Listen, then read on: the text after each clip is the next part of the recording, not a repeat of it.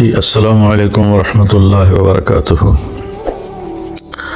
الحمد للہ وکفی وسلام علی عبادہ الذین اصطفی، اما بعد اعوذ باللہ من الشیطان الرجیم، بسم اللہ الرحمن الرحیم۔ لن ینال اللہ لحومها ولا دماؤها ولکن ینالہ التقوی منکم۔ میرے محترم بھائی اور دوستو، عزیزو، بچیوں، اللہ تعالیٰ کی طرف سے اس عید کے موقع پر ہمیں قربانی کا حکم دیا گیا ہے۔ سنت، میرے نبی نے فرمایا سنت ابی ابراہیم، میرے باپ کی سنت ابراہیم علیہ السلام۔ اللہ کے نبی خود، آپ کا معمول تھا اشتراک کبشین، آپ 2 چھترے خریدتے تھے، سمینین موٹے ہوتے تھے، اقرنین ان کے سینگ بڑے بڑے ہوتے تھے، ملیحین وہ بڑے خوبصورت ہوتے تھے، موجوعتین وہ خصی ہوتے تھے۔ تو ایک کی قربانی کرتے تھے پوری امت کی طرف سے، آنے والی پوری امت کی طرف سے قربانی فرماتے تھے، اور ایک کرتے تھے اپنی طرف سے، اپنے گھر والوں کی طرف سے۔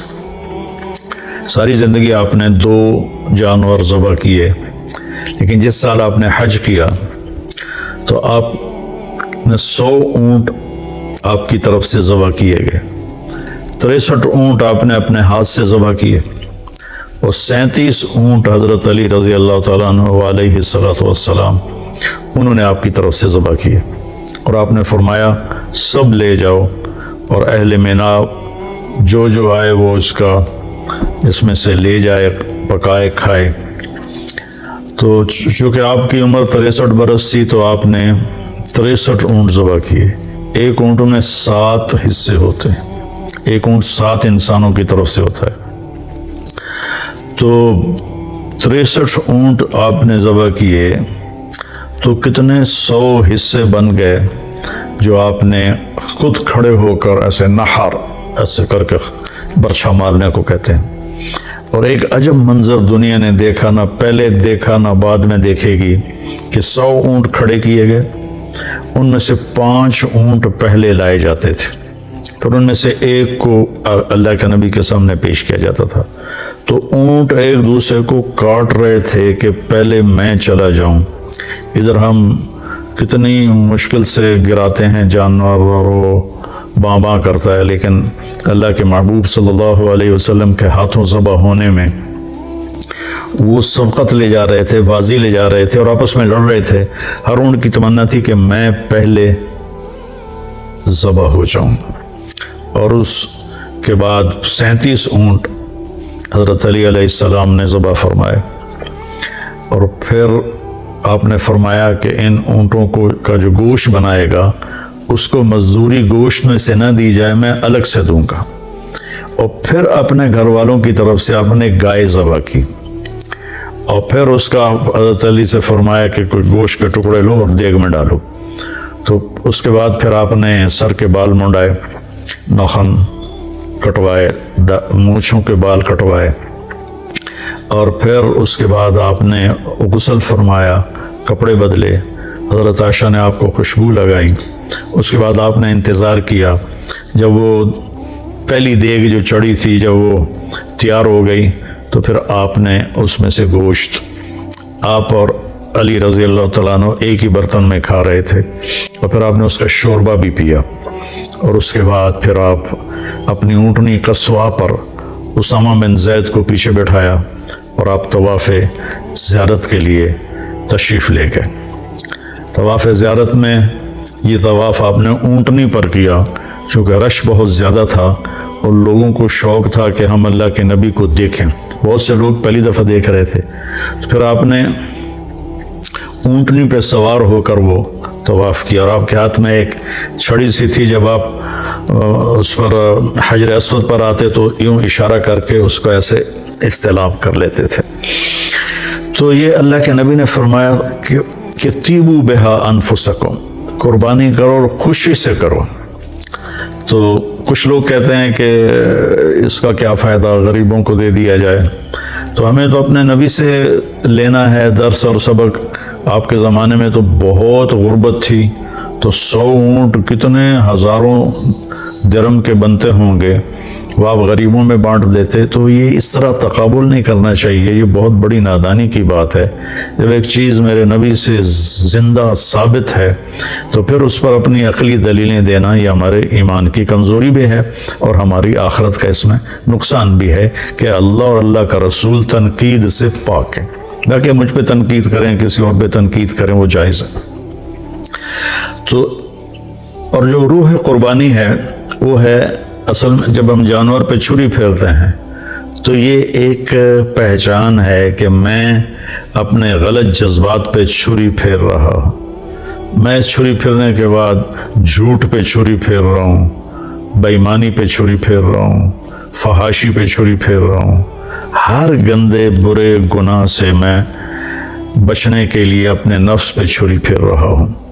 और इसकी इब्तिदा 4000 साल पहले हज़रत इब्राहीम अलैहिस्सलाम से हुई, जब अल्लाह ताला ने उनसे इतनी बड़ी कुर्बानी ली कि 20-22 साल की उम्र में शादी हुई होगी, 84 साल की उम्र में अल्लाह ने आपको बेटा दिया हज़रत हाजरा से, जो शहज़ादी थी, मिस्र के बादशाह की बेटी थी, बाज़े कहते हैं बांदी थी। तो जब वो पैदा हो गए तो अल्लाह ताला ने कहा कि इसको अपने से दूर कर दो। उनका किधर कर दो? कहा जा मैं कहूँ। कहने लगे मुझे तो पता नहीं आप कहाँ कह रहे हैं। तो अल्लाह ताला ने फरमाया कि जिब्रील तुम्हें रास्ता बताएगा। जिब्रील इंसानी शक्ल में आए और ऊँटनी पर सवार होकर आगे चले। पिछली ऊँटनी पर हज़रत हाजरा, इस्माइल अलैहिस्सलाम और इब्राहीम अलैहिस्सलाम। ये कोई 1 महीने का सफ़र था जो 1 सेकंड में जिब्रील यूँ पकड़ के वहाँ पहुँचा सकते थे, लेकिन असबाब की दुनिया और मशक्क़त और इम्तिहान ये सारी चीज़ें मतलूब थीं। तो वो सारा संगलाख सफ़र, मक्का के काले पहाड़, बहुत शुरू में मैं जब उम्र पर गया 84 में, तो बिल्डिंगें नहीं थीं, छोटे इमारतें थीं। तो उसके पहाड़ों को देख के एक हैबत तारी होती थी। और 4000 साल पहले जब वहाँ कुछ भी नहीं था और 4 पहाड़ यूं, 2 यूं और 2 यूं, और उसके बीच में एक वादी। जब वहाँ पहुँचे तो जिब्रील ने कहा अपनी बेगम और बच्चे को यहाँ उतार दें। तो आग में डाले गए तो कुछ नहीं बोले। जब यहाँ उन्होंने कहा तो कहने लगे यहाँ डाल दूँ, यहाँ तो कुछ भी नहीं है, यहाँ तो कुछ भी नहीं है। कहा अल्लाह चाहते हैं कि यहाँ अल्लाह का घर बने और इस बच्चे से अल्लाह का आखिरी नबी पैदा हो। तो जितनी बड़ी बिल्डिंग बनती है उतनी गहरी बुनियाद खोदी जाती है। तो आखिरी नबी को पैदा करना था इस बच्चे की नस्ल से, तो बड़ी गहरी कुर्बानी ली गई, बहुत बड़ी कुर्बानी ली गई। जब इब्राहीम अलैहिस्सलाम दोनों को छोड़ के वापस हुए तो हज़रत हाजरा हैरान परेशान कि जंगल बेआबान, ना पानी, ना साया, ना इंसान, हत्ता के परिंदे भी कोई नहीं। कहने कि मुझे कहाँ छोड़ के जा रहे हो? तो जवाब देने की इजाज़त नहीं थी। और हज़रत हाजरा साथ साथ चल रही हैं और इब्राहीम अलैहिस्सलाम पैदल चल रहे हैं, ऊँटनी को की नकेल पकड़ी हुई है, रस्सी पकड़ी हुई है। चलते कुछ 3 किलोमीटर पहाड़ ऊंचे नीचे। तो आजकल जहाँ उसके जमजम के डिलीवरी के लिए एक बहुत बड़ा सिस्टम लगाया हुआ है, जब वहाँ पहुँचे तो हज़रत हाजरा को ख्याल आया ये नबी हैं। तो वो रुक कर कहने लगे अल्लाह अमरक, क्या अल्लाह ने कहा है? तो आपने यूँ सर हिलाया, इज़न लन युदय्यअन अल्लाह, अच्छा फिर जाओ, अल्लाह हमें ज़ाय नहीं करेगा। और इब्राहीम अलैहिस्सलाम ऊँटनी पे सवार हुए और चलते पहाड़ी से उतर कर जब गायब हो गया हाजरा की नज़रों से, तो फिर ऐसे हाथ उठा दिए, रब्बना इन्नी अस्कनतु मिन ज़ुर्रियती बिवादिन गैरि ज़ी ज़रअन रब्बना लियुक़ीमुस्सलाह। आग में डले तो कोई दुआ नहीं की, लेकिन वहाँ इतना हौलनाक मंजर था आग से भी ज़्यादा कि दुआ की, अल्लाह मेरा बच्चा, मेरी बेगम कहाँ छोड़ के जा रहा हूँ, अब तेरे सुपुर्द है। तो हज़रत हाजरा वापस आई। अब जरा तसव्वुर फरमाएं, रात को बिजली चली जाए तो कितनी औरतें हैं जो चीखने लग जाती। मेरे बच्चे छोटे थे तो जब बिजली जाती थी तो सारे ही रोने लग जाते थे। तो अंधेरी घुप रात, घटाटोप अंधेरा और सन्नाटा, ہوا کی آواز بھی کوئی نہیں، اور ان 4 پہاڑوں کے درمیان مصر کی شہزادی ایک بچے کو گود میں لے کے بیٹھی ہوئی ہے۔ یہ کیا میرے رب نے ہمیں کہانی سنائی ہے۔ 3 دن کے بعد وہ پانی ختم ہو گیا جو مشکیزے میں تھا، زاد راہ بھی ختم ہو گیا۔ پھر جو صفا مروہ کے چکر لگائے بے قراری کے ساتھ، پتہ تھا کہ یہاں کچھ بھی نہیں ہے، لیکن بے قرار ماں کبھی ادھر کبھی ادھر کبھی ادھر کبھی ادھر، تو اللہ کا شکر ہے کہ 7ویں چکر پہ وہ تھک کے گر گئیں، اور وہ ان کو یہ ہو گیا کہ میں یہاں مر جاؤں، میرا بیٹا وہاں مر جائے، میں بچے کو مرتا تڑپتا دیکھ نہیں سکتی، تو ایسے نڈھال ہو کے گر گئی۔ اگر وہ کوئی اور چکر ابھی تو 7 چکر ہمارے لیے مشکل ہوتے ہیں، تو اگر کوئی اور چکر لگا لیتی تو کتنا مشکل ہوتا۔ تو ایسے انہوں نے اپنے بچے کو دیکھا کہ مر گیا یا زندہ ہے، تو وہاں ایک آدمی نظر آیا، تو ایک دم ماں کے اندر ایک جان پیدا ہوئی اور وہ بھاگیں۔ آگے گئیں تو بندہ غائب تھا، وہ جبریل تھے انسانی شکل میں، انہوں نے آ کر ایسے پر مارا اور حضرت اسماعیل کی ایڑیوں سے چشمہ ابل کے باہر نکل آیا۔ زمزم کا کنویں کو 4000 سال ہو گئے، آج تک اس کا سورس کیا ہے، یہ پانی کہاں سے آ رہا ہے، آج تک کسی کو معلوم نہیں ہے۔ اور ابھی تو بہت بڑی ٹیکنالوجی ہے، انہوں نے بڑے بڑے جیولوجسٹ بلا کر اس کے سورس کو طائف تک ڈھونڈا، کہیں بھی نہیں ملا۔ جب وہ موٹر چلتی ہے کنویں کی تو پانی ابل ابل کے 4-5 دہانے ہیں وہاں سے نکل کے اندر آنا شروع ہو جاتا ہے۔ تو پھر جب بچہ فلما بلغ معه السعی، جب بچہ بھاگنے دوڑنے والا بن گیا تو اللہ نے کہا جاؤ جا کے ذبح کر دو۔ تو ابراہیم علیہ السلام کو آپ ذرا تصور کریں کہ جب وہ فلسطین سے چلے ہوں گے چھری لے کر، پورے راستے میں کن خیالوں کے ساتھ چلے ہوں گے کہ میں بچہ ذبح کرنے جا رہا ہوں، میں بچہ ذبح کرنے جا رہا ہوں، میں بچہ ذبح کرنے جا رہا ہوں، اور عمر اس وقت ان کی کوئی 90 سال ہو چکی تھی۔ تو جب بچے کو لے کر مینا میں پہنچے اور اس کے سامنے کھڑے کر کے کہا کہ انی ارا فی المنام انی اذبحک فانظر ماذا ترى، بیٹا میں تمہیں ذبح ہوتے دیکھ رہا ہوں، کیا رائے ہے؟ تو 1 سیکنڈ نہیں لگایا حضرت اسماعیل علیہ السلام نے، یا ابت ففعل، یا ابت وفعل نہیں، یا ابت فعل، ابت اور افعل کے درمیان کوئی حرف نہیں، یعنی اتنی سپیڈ سے اسماعیل علیہ السلام نے واپس جواب دیا، یا ابت افعل ستجدنی انشاءاللہ من الصابرین۔ اب چھری چلا تو دیکھے گا میں صبر والا ہوں۔ وہ حیران ہو کر دیکھنے لگے کہ تجھے پتہ بھی ہے میں نے کیا کہا ہے؟ کہنے لگے ہاں پتہ ہے، آپ مجھے ذبح کریں گے، آپ کے بدلے مجھے اللہ مل جائے گا، اللہ آپ سے زیادہ بہتر ہے، دنیا کے بدلے مجھے جنت مل جائے گی، جنت دنیا سے بہتر ہے۔ پھر تھوڑی دیر چپ ہوئے، کہنے لگے ہاں مجھے اپنی ماں کا بڑا خیال آ رہا ہے کہ اسے بڑا افسوس ہوگا۔ تو ایسے کرتا اتارا اور اپنے ابا کو دیا اور کہا کہ مجھے آپ میری لاش کو ادھر نہ لے جانا، ادھر ہی دبا دینا، اور یہ کرتا جا کے میری ماں کو دے دینا، جب اسے میری یاد آئے گی تو وہ میرا کرتا دیکھ لیا کرے گی۔ اور بچے نے کہا کہ میرے ہاتھ پاؤں باندھ کے مجھے الٹا لٹاؤ اور نیچے سے چھری چلاؤ تاکہ تمہاری نظریں میرے اوپر پڑیں تو ہاتھ نہ کانپ جائے۔ یہ 6-7 سال کے معصوم بچے نے اتنے بڑے نبی کو نصیحت کر رہا ہے۔ فلما اسلم وتلہ للجبین، جب ابراہیم علیہ السلام نے آپ کو اوندا لٹایا اور اپنا گوڈا ان کے کمر پہ رکھا اور سر کے بال پکڑ کے سر یہاں اٹھایا، ایک ہاتھ میں چھری ایک ہاتھ میں سر کے بال، اور یوں آسمان کو دیکھا، یا اللہ تو مجھ سے ناراض ہو گیا ہے کہ اسماعیل کی محبت میرے دل میں زیادہ پیدا ہو گئی ہے، یا کوئی امتحان ہے یا تو مجھ سے لینا چاہتا ہے؟ یا اللہ میں ہر حال میں تجھ سے راضی ہوں، میں اسے تیرے نام پہ قربان کرتا ہوں۔ اب چھری چلا دی، چھری تو اللہ کے حکم کے تابع تھی، اللہ نے اس کو کاٹنے سے روک دیا۔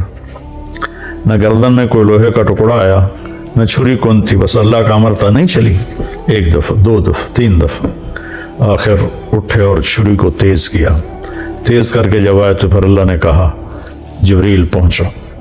سبحان اللہ، کیا بیٹا ہے، کیا باپ ہے، کن لوگوں کی ہم پیروی کرتے ہیں، نام لیتے ہیں، کیا ہمارے اعمال ہیں۔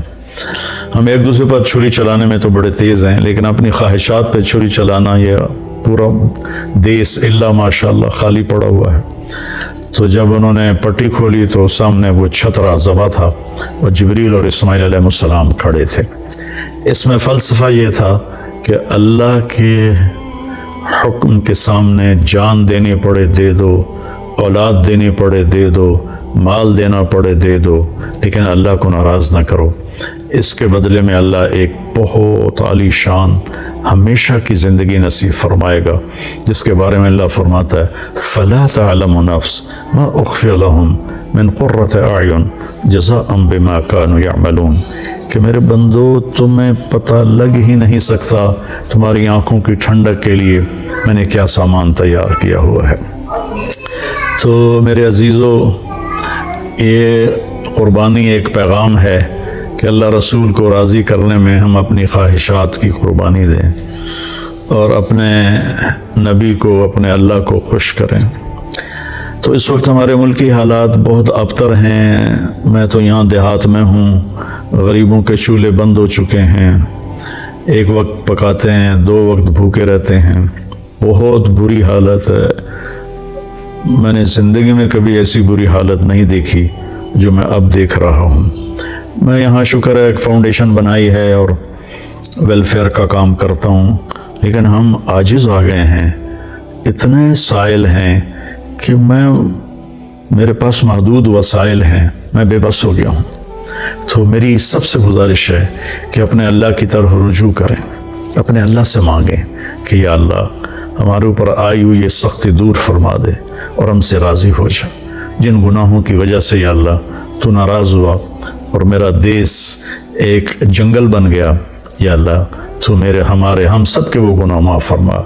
इसमें मैं भी मुजरिम हूँ और 22 करोड़ अवाम बशमूल हुकूमत सब जितने महकमे हैं, हम सारे इसमें मुजरिम हैं कि हमने इस छोटी सी दुनिया और चंद दिन की ज़िंदगी के पीछे अपने अल्लाह को भी नाराज़ किया हुआ है, अपने रसूल को भी नाराज़ किया हुआ है, अपनी कब्र को भी आग से भरा हुआ है और अपने हशर को भी तबाही से हमने भरा हुआ है।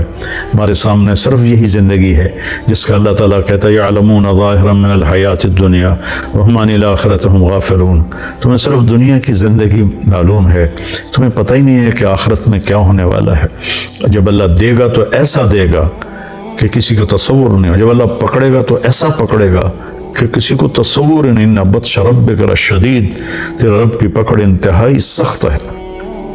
मेरे नबी ने फरमाया जहन्नम से एक डोल पानी निकाल के 7 समंदर में डालो तो 7 समंदर उबल जाएंगे, तो उस पानी का टेम्परेचर क्या होगा। और दूसरी तरफ फरमाया कि जन्नत से एक नौखन के बराबर किसी चीज़ को यूं करके ज़मीन पर रख दो तो सारी कायनात वो खुशबू से भर जाएगी और रोशन हो जाएगी। तो देना भी बड़े आला तरीके का है, पकड़ना भी उसका बहुत खौफनाक है। भाइयों, हर आदमी अपने नफ्स को, अपने आप को जानता है कि वो सही कर रहा है या गलत कर रहा है। अगर हम गलत कर रहे हैं तो तौबा करें, सही कर रहे हैं तो शुक्र अदा करें और एक दूसरे पर कीचड़ उछालने की बजाय हम अल्लाह की तरफ रुजू करें, मस्जिदों को भरें, तौबा करें। झूठ से, ज़िना से, शराब से, बेईमानी से, धोखा से, फ्रॉड से, फरेब से, कत्ल से, हराम खाने से हम तौबा करें तो अल्लाह की रहमत हमारी तरफ मुतवज्जह होगी और अल्लाह तबारक व तआला हमारे हालात बेहतर कर देगा। अल्लाह ने हमें तरीका बताया, वलो अन्ना अहलल क़ुरा आमनू वत्तक़ौ लफ़तहना अलैहिम बरकातिम मिनस समाइ वल अर्द। अगर ये शहर के लोग ईमान ले आएँ और तक़वा इख्तियार करें तो ज़मीन आसमान की बरकतों के दरवाज़े मैं खोल दूँगा। तो अहलल क़ुरा की जगह मैं कह दूँ वलो अन्ना अहला पाकिस्तान, अगर पाकिस्तान वाले अपना ईमान मजबूत करें और गुनाहों से बचें तो अल्लाह ताला कहता है मैं ज़मीन आसमान की बरकतों के दरवाज़े खोल दूँगा। तो भाइयों, मुसीबत को टालने का रास्ता एक दूसरे को बुरा भला कहना नहीं है, मुसीबत को टालने का रास्ता अल्लाह के सामने आहुजारी करना है। जैसी प्रजा वैसा राजा, जैसे हमारे अवाम होंगे वैसे हमारे हुक्मरान होंगे। तो हम अपने आमाल का मुहासबा करके अपने आप को ठीक करें। अल्लाह ताला हमारी तौबा को कबूल फरमाए और हमसे राज़ी हो। अस्सलामु अलैकुम।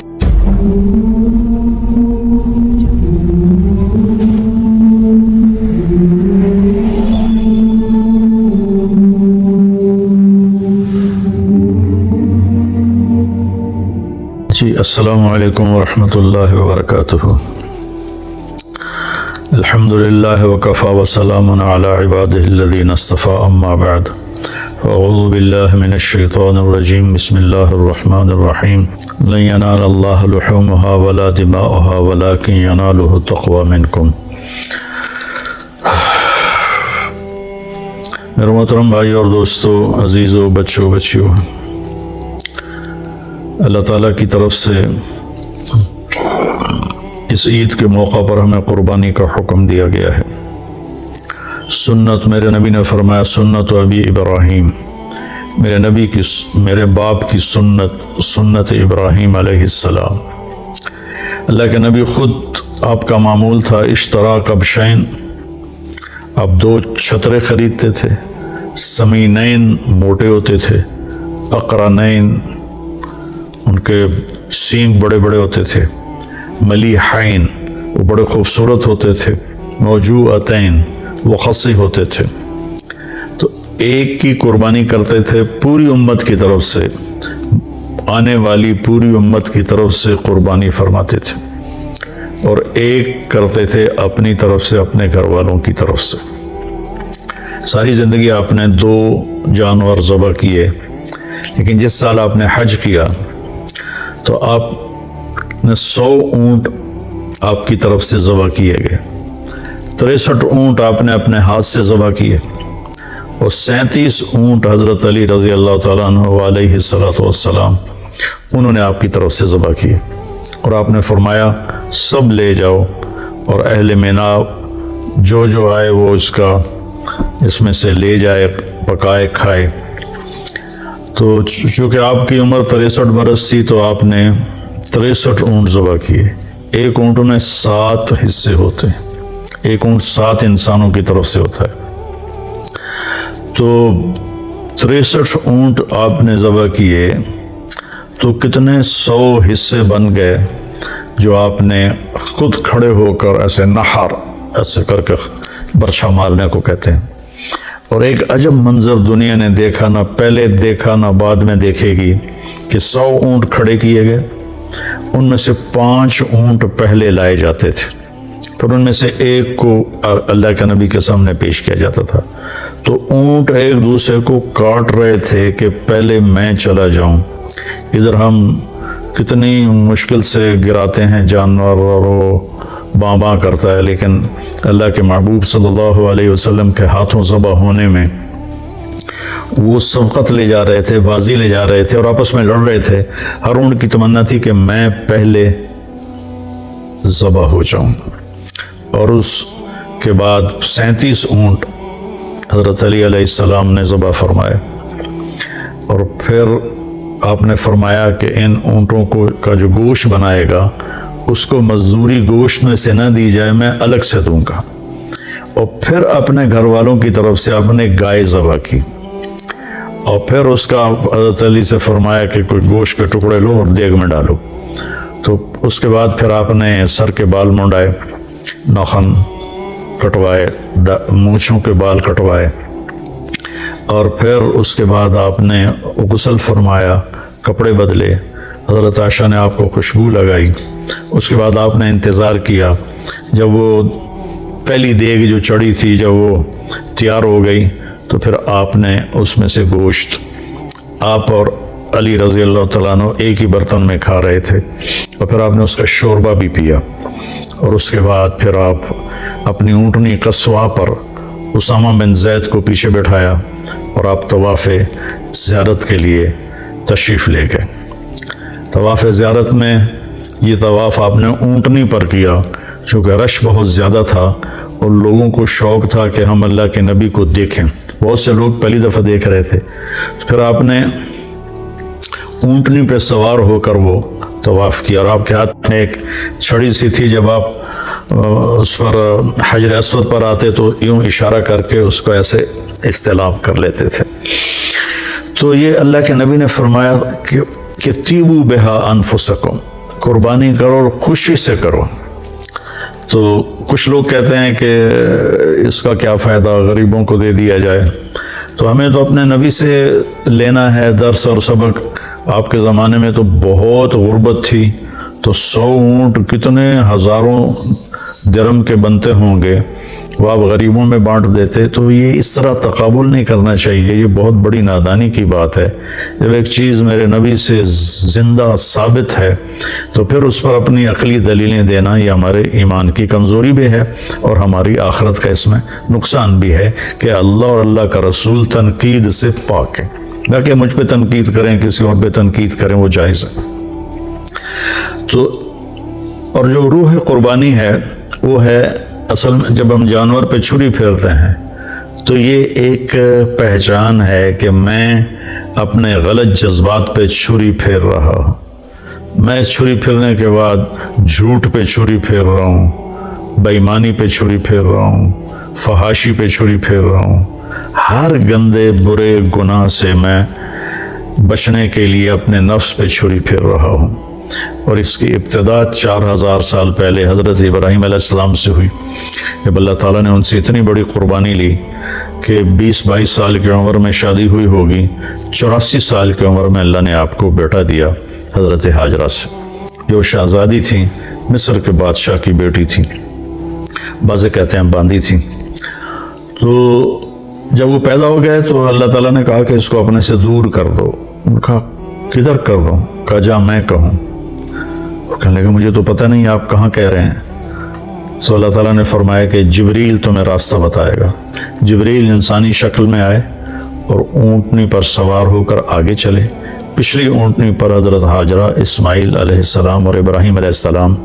یہ کوئی 1 مہینے کا سفر تھا جو 1 سیکنڈ میں جبریل یوں پکڑ کے وہاں پہنچا سکتے تھے، لیکن اسباب کی دنیا اور مشقت اور امتحان یہ ساری چیزیں مطلوب تھیں، تو وہ سارا سنگ لاخ سفر مکہ کے کالے پہاڑ، بہت شروع میں جب عمرے پر گیا 84 میں، تو بلڈنگیں نہیں تھیں، چھوٹے عمارتیں تھیں، تو اس کے پہاڑوں کو دیکھ کے ایک ہیبت طاری ہوتی تھی۔ اور 4000 سال پہلے جب وہاں کچھ بھی نہیں تھا اور 4 پہاڑ یوں، 2 یوں اور 2 یوں، اور اس کے بیچ میں ایک وادی، جب وہاں پہنچے تو جبریل نے کہا اپنی بیگم اور بچے کو یہاں اتار دیں۔ تو آگ میں ڈالے گئے تو کچھ نہیں بولے، جب یہاں انہوں نے کہا تو کہنے لگے یہاں ڈال دوں، یہاں تو کچھ بھی نہیں ہے، یہاں تو کچھ بھی نہیں ہے۔